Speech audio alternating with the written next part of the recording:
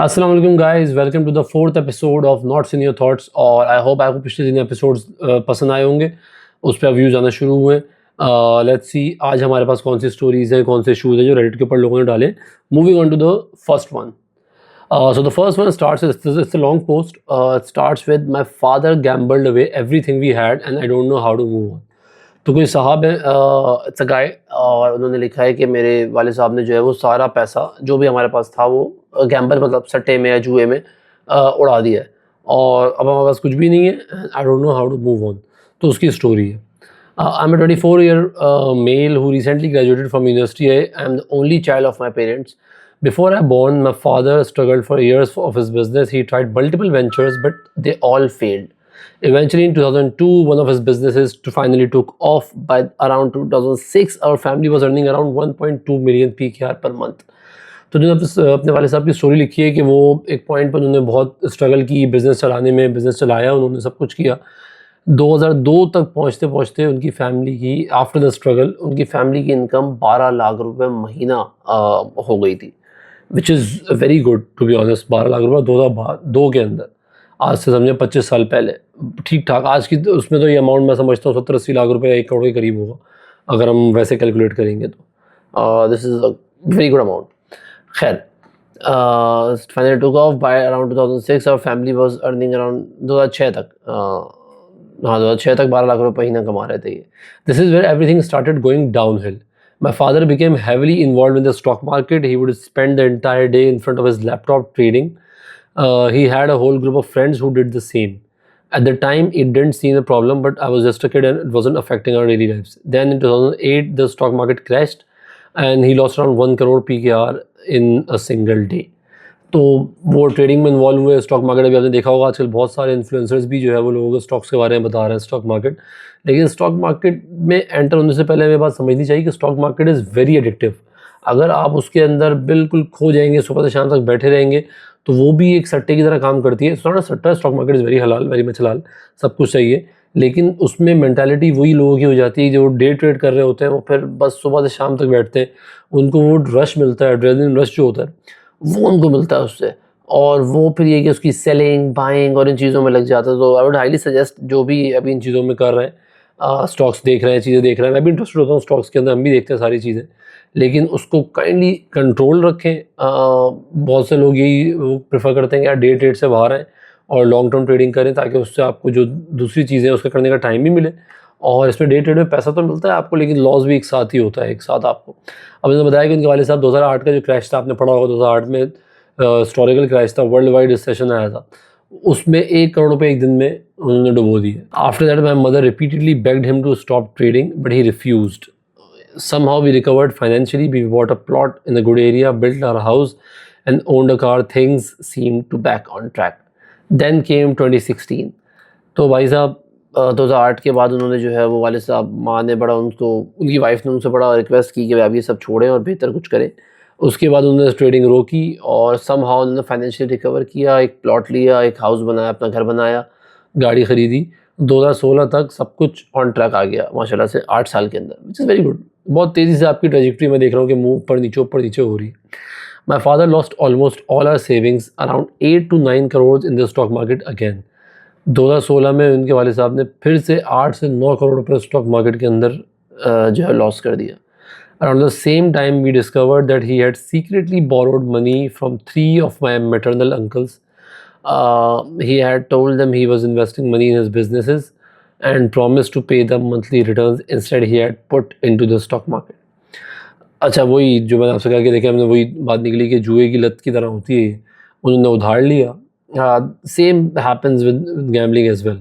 उन्होंने उधार लिया, उधार लेके उनके अपेरेंटली मामू से या मैटरनल अंकल से उधार लिया और 8 से 9 करोड़ रुपए लेके किसी बिज़नेस का कह के स्टॉक मार्केट के अंदर इन्वेस्ट किए और लॉस हो गया। 8 से 9 करोड़ 2016 में, again huge sum to be lost in the stock market. नुकसान हो गया और बाद में बेचारा उधार भी लिया हुआ था, लोन, गाड़ी के अगेंस्ट लोन लिया हुआ था उन्होंने। तो जब उनसे पूछा तो उन्होंने कहा भाई मैं रीपे कर दूंगा, और उनके पास कोई जवाब नहीं था। अच्छा, इस पॉइंट में आपको भी ऐसा कभी हो ना, आपके घर में कोई इस तरह का शख्स हो कि जिसके आपको हैबिचुअल ये आदत हो कि भाई आप जो है वो उधार लेना है, ये करना है, लोन लेना है, और इस तरीके से वो करना है। तो आपको अपने इर्द-गिर्द जो आपके रिलेटिव्स होते हैं, जो आपका ख़्याल रखते हैं, जो आपको जिनका आपको ये शक होता है कि यार ये शक नहीं, मतलब उन पे आपको यकीन होता है कि अगर कभी आपको ज़रूरत पड़ेगी और आप उनसे पैसे माँगेंगे तो आपको पैसे दे देंगे।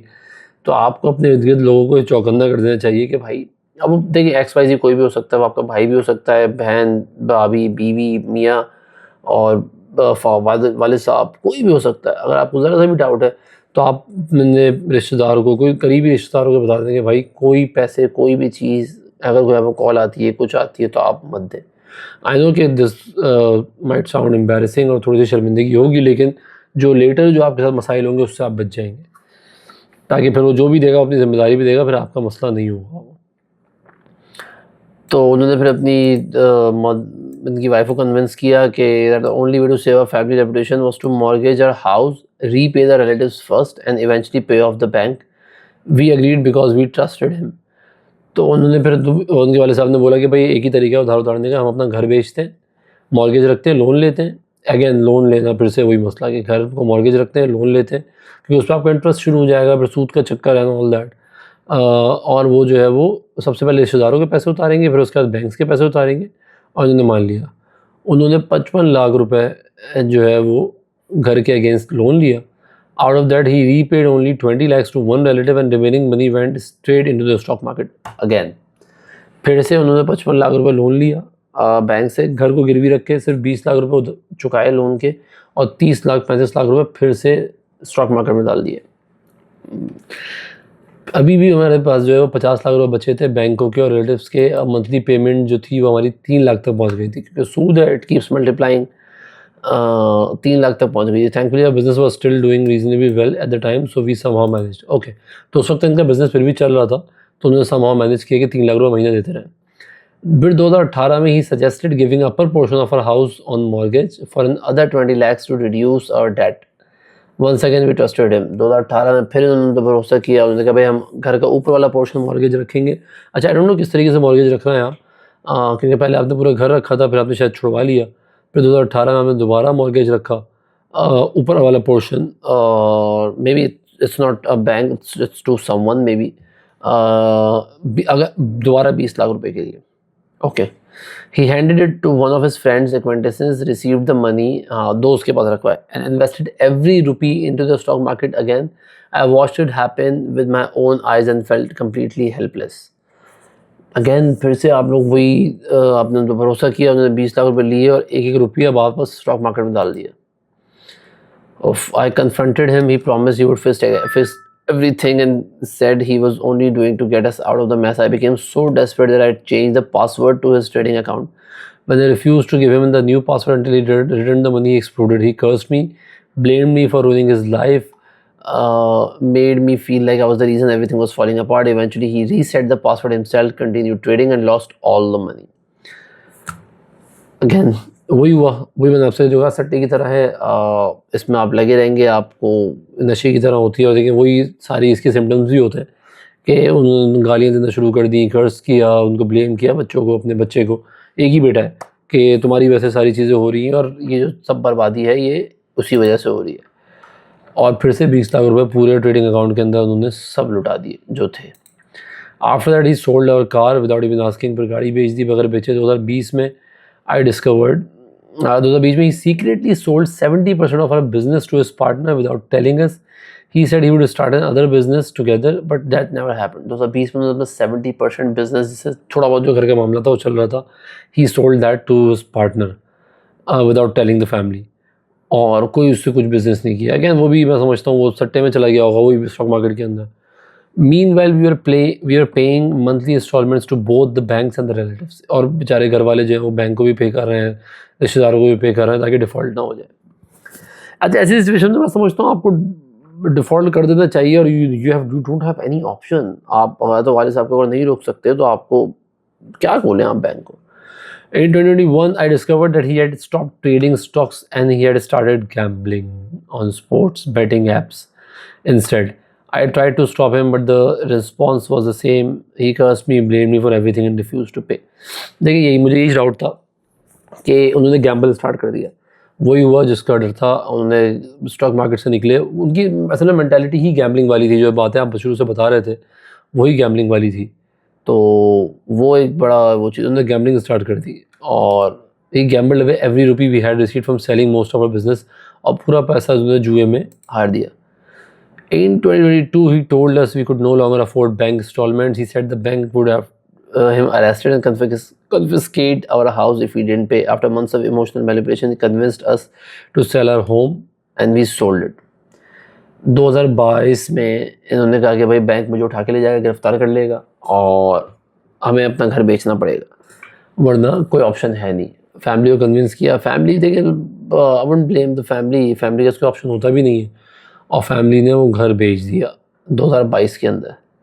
Finally the money was used to repay the bank and relatives. I truly believe the night was finally over.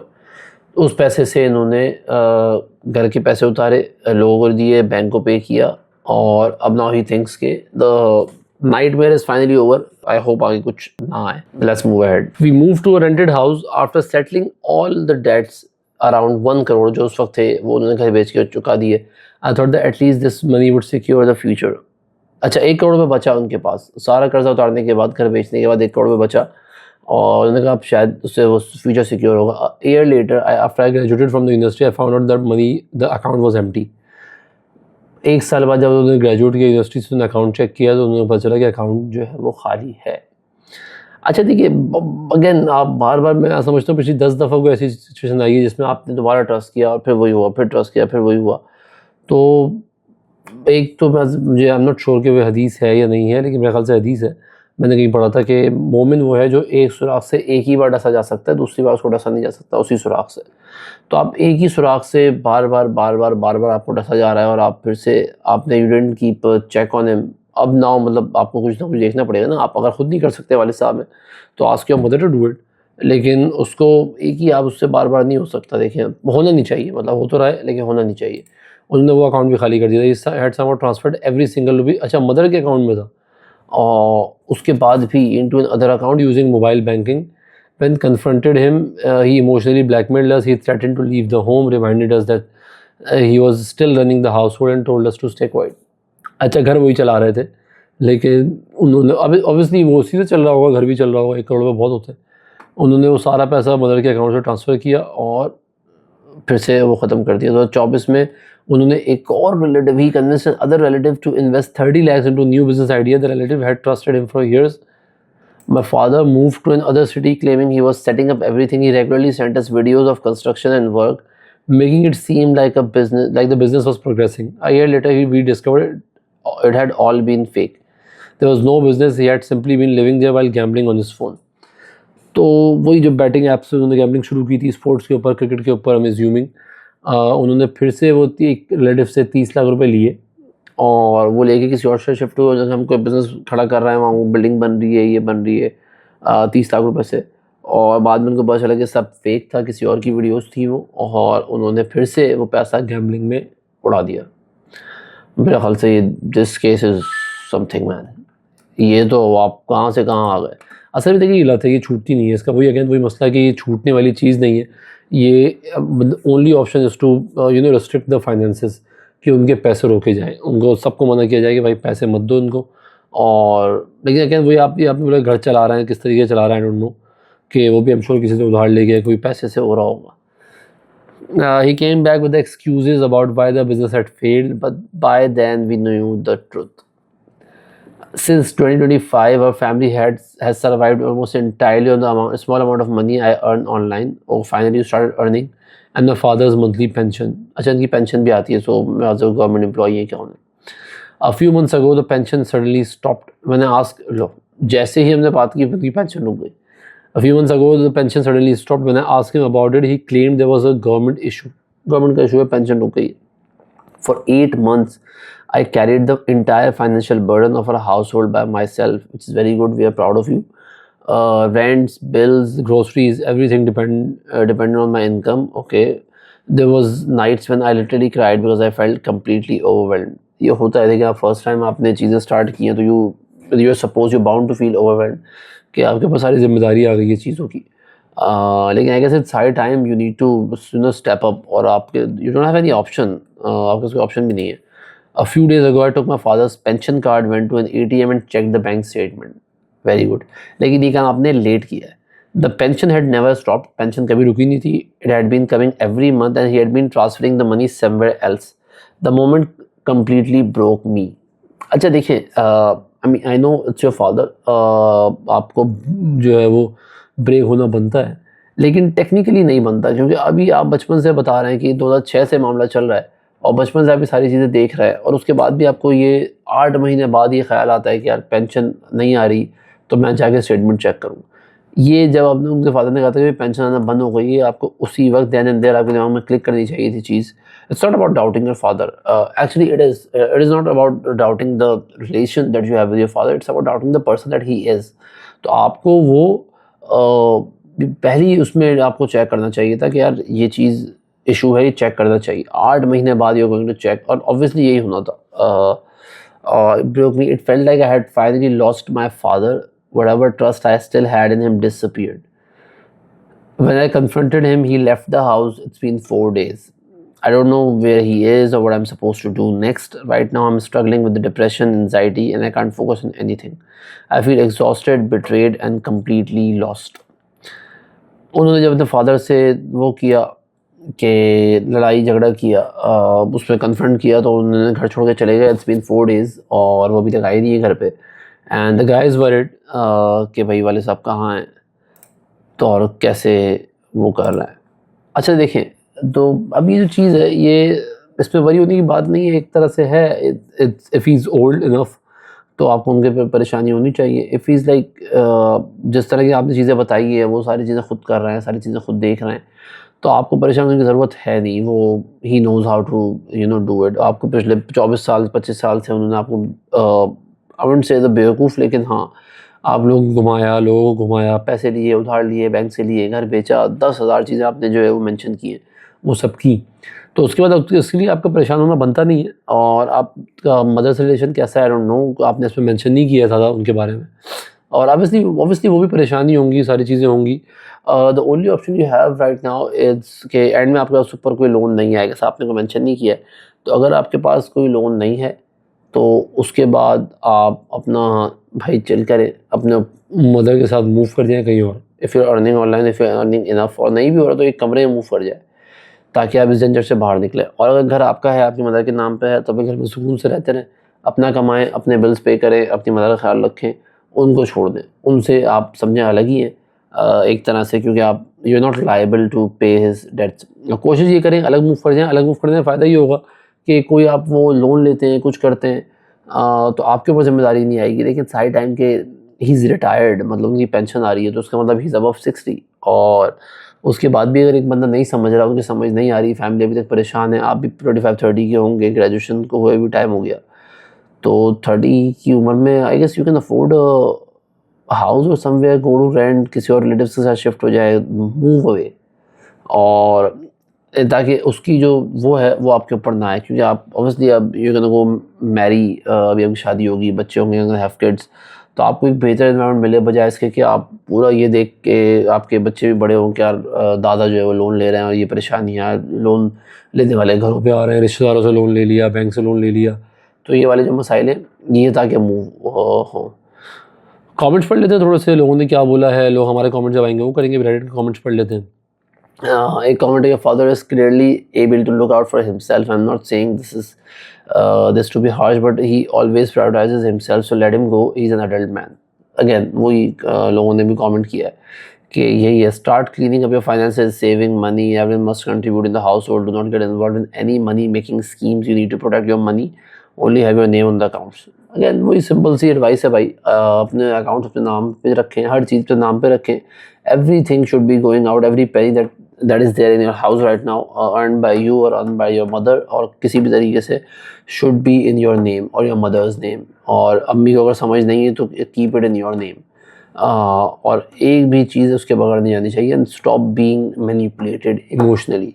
Unless it's a medical emergency of your father, do not give him a penny, do not spend a penny.